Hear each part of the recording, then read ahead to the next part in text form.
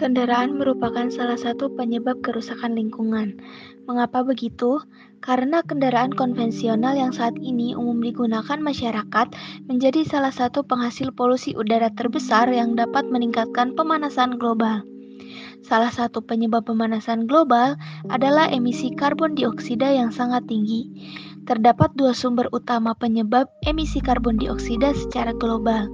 Yang pertama yaitu pembangkit listrik bertenaga batu bara atau PLTU, dan yang kedua yaitu pembakaran bahan bakar kendaraan.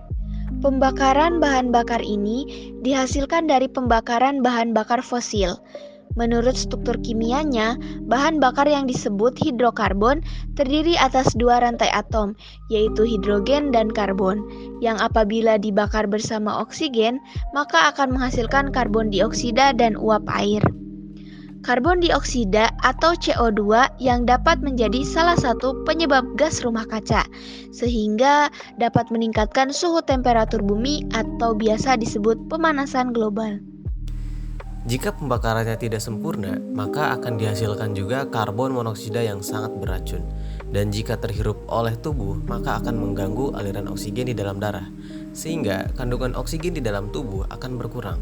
Selain itu, mobil berbahan bakar minyak juga akan menghasilkan particulate matter atau PM, yaitu polusi partikel halus yang akan menyebabkan gangguan pada pernapasan dan juga kardiovaskular. Bahaya dari gas-gas ini menjadi salah satu faktor pendorong penggunaan kendaraan berbasis listrik.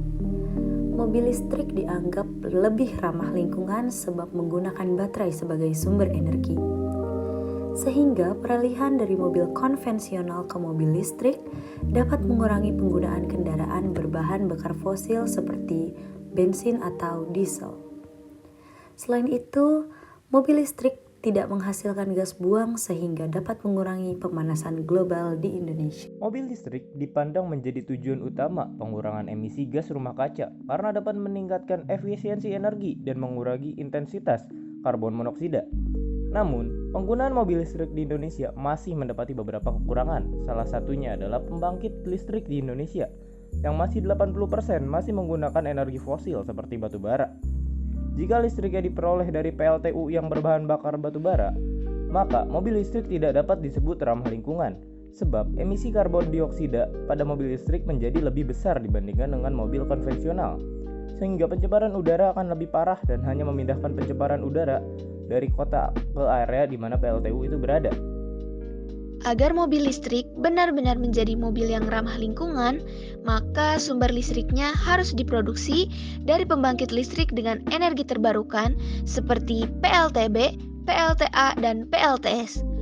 Produksi baterai mobil listrik pun memiliki dampak lingkungan karena pada proses produksinya menghasilkan gas emisi rumah kaca dan memerlukan sumber daya yang besar.